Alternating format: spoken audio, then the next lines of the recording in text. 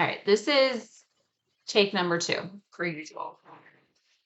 Hopefully it's the last take.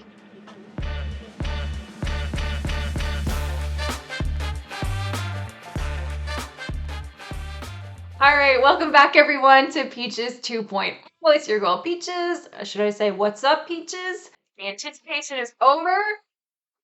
We've made it. It's November. I think you all know what's coming, but just in case you're living under a rock, I still love you, but just in case, we are, hold on.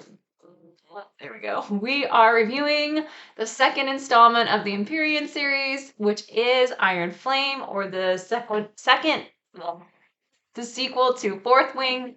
And I'm super, super excited. I pretty much put off all adult responsibilities over the past week to get through this 600 plus page book, and it was worth every minute. So we're going to get into it today.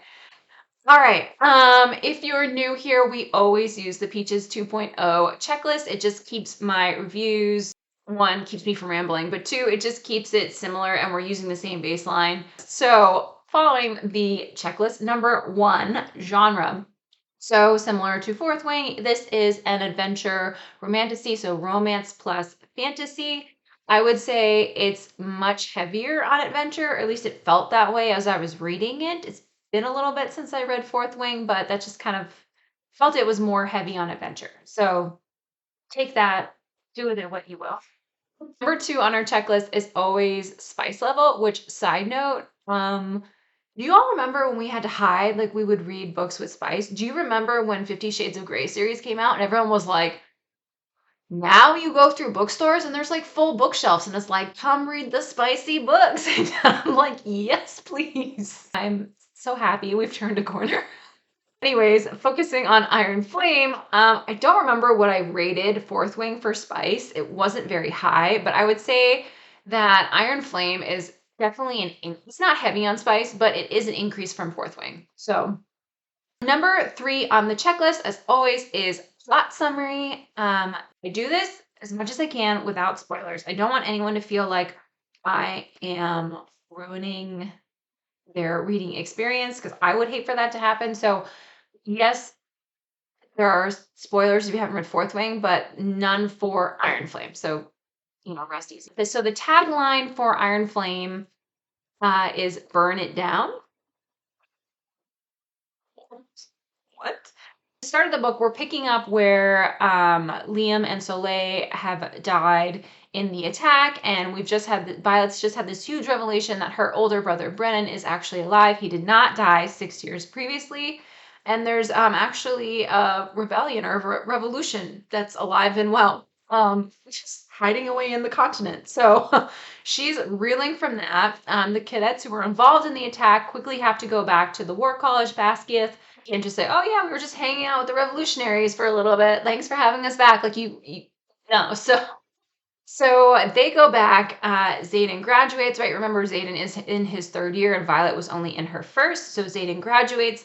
Violet has to stay behind as a 2nd year, and she has to deal with this, in my opinion, deranged brand new vice commandant. His name is Varish, who kind of makes her life a living hell for her time at the college in her 2nd year. So a lot of the book, Violet has to navigate, like, this girl, she goes through some shit. So she has to navigate her feelings. So 1, she's dealing with Xaden's betrayal, right? Like he was involved in, basically treason and did not tell her. So she's kind of reeling from that. Then he graduates before she has time to kind of really come to terms with his betrayal, or I guess just lack of honesty. He graduates, so he's off, doing his thing. She's still at the college. Then they get, because their dragons are bonded, mated dragons, they do have this weird, exception where they are allowed every 7 days to go see each other for 2 days. And it's just, it's like enough time, but it's not enough time. It's a lot. And then there's these ever increasing stakes. So you've got the dark wielders and everything with the venom and all that, and the wyverns. I don't know if I'm saying these words right. Side note. So you got all that going on. They're attacking more places. They're taking over more of the continent. At the same time, Navarre, in the leadership in Navarre, they are still lying to everybody about what's going on. And they're clearly okay with just mass casualties of civilians as long as they aren't people of Navarre. And then, cadets are continuing to die. So she's still at college. So everything she went through in Fourth Wing, like there's a whole new group of cadets who have come in. They're going over the parapet. They're going through threshing. Like it's a lot to see others die. And I think it's Zayden at one point in the book. It's just like the second years where they kind of beat the humanity out of you. So she's really having to deal with all that at once. It's just, it's a lot. And then I'll just say in the second book, like everything leads back to Basquiat, to the War College. Moving on, because I don't want to get into spoilers. Number 4, main characters. So I always touch base on the main characters. I'm not going to go too in depth, right? It's still Violet and Zayden as your female and male main character. I would just say for Violet, she is a writer with the mind of a scribe. That girl is smart as a whip, and she can't catch a break. Like, she cannot catch a break. Some of the things she goes through in this book, like, and then the main male character, Zayden, right? Still Zayden. He's still protective as ever. I will say there are points where I was like, oh, you're getting a little Danish, Zayden. You're getting a little Danish, but he recovers nicely, and we do not have another Tamlin on our hands. At least not yet.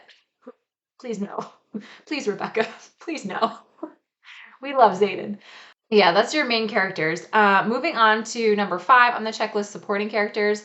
I don't know, they didn't blow me out of the water in Fourth Wing, but I will say in Iron Flame, I loved all the supporting characters. You've got Rhiannon, Sawyer, and Riddick, right, from her squadron. They're still there, still going strong. They're still like, we're graduating together. I love their banter.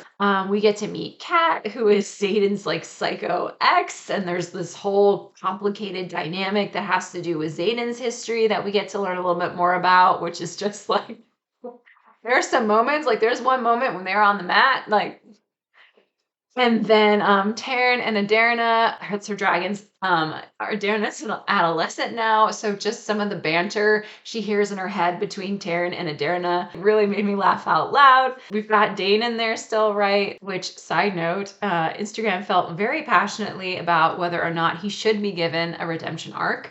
What are your thoughts? Let me know in the comments. And then you've got, right, her siblings. So Mira and Brennan are in there. You've got Varish, like I said, this new vice commandant who's just like gunning for her. He is truly psycho and truly, truly scary. And then her mom's in there a lot more, General Sorengel. I mean, not a ton, right? But way more than the first book. So I was pleasant, not surprised, but it was a pleasure to read through and just find myself attached to and really rooting for more than just the 2 main characters. Which leads me into number 6 on the checklist, favorite part. I can't go into total detail because it will give it away, but just at the end, there's this giant battle, right? Okay, that's not giving too much away. There's a giant battle, and just the anticipation, the suspense, the rain. I was just, ooh. Which, side note, Rebecca announced that Fourth Wing's getting picked up for a movie deal. I'm like, what? I'm so excited. Who's gonna play Zayden, do you think? Like, we can't have Henry.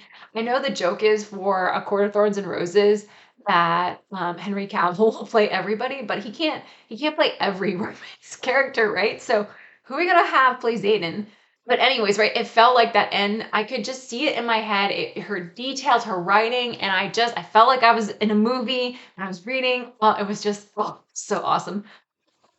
Such a nerd. Leads me into number 7, my favorite line. So my favorite line came super early on in the book. It's from Zayden, actually, and he's fighting with Violet. And this is why we love Zayden and why the internet is obsessed with Zayden. But he goes, don't worry about the bed.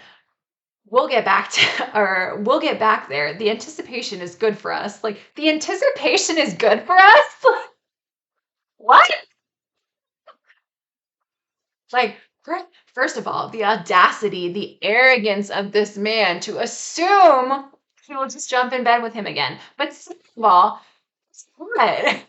Am I the only one? That was hot. That was a hot line. So I was like settling in. And then I'd say I have an honorable mention for a favorite line too. It's during the end, so I'm not gonna give full context, but I was reading through it and I literally in my head thought, freaking Jack. And then I think page or 2 later, I want to say it's Sawyer and Riddick or somebody. they both go, fucking Jack. And I was like, see, not the only one thinking this. So I really got a kick out of that line as well. Which leads me into number 8 on the checklist, overall thoughts. Last but not least, I think everyone can tell, but like 10 out of 5 for this book. I really think it was highly successful sequel. It lived up to everything I loved about Fourth Wing and the first book. Like, no one is safe in these books. She really has it down with writing scenes where there's multiple twists. It really makes you gasp out loud in shock. No one is safe. And then the cliffhanger from this book, first of all, no, stab me in the heart with these freaking cliffhangers. But second of all, I mean, no spoilers here, but go over to my Instagram, DM me so we can discuss, because this cliffhanger, has the third one been, I don't think she's announced yet when the third one's coming out. I read an article, the rumor is maybe May, but nothing's been officially announced, at least when at the time that I'm filming this. So I don't know how long I can wait with this cliffhanger. Like, anyways, so multiple twists, cliffhangers, a successful sequel, and I have to say Rebecca is clearly building to something that's going to be epic and just much, much bigger than when it started, and it was a girl learning and just trying to survive going through a war college for dragons. And it's clearly something much, much bigger. I am so here for it. I am so excited. I'm really happy that I enjoyed this one just as much as the first one. All right, make sure you like, subscribe, comment on this video below. Have you read it yet? What were your thoughts? Were you like me, where you felt like it lived up to the first book, or no? Were you disappointed? Let me know. And then for my next videos, what I'm thinking of is, drumroll please, 2 words, Rena Kent. If you know, you know. If you don't, I'd say in preview of these videos, I would go to Kindle Unlimited if you have it. I would look up the Royal Elite series. I would, dapple around, but you can thank me later and we'll get into it on our next video. But like I said, Rena Kent. And with that, I will see you guys in my next video. And until then, happy reading, everyone.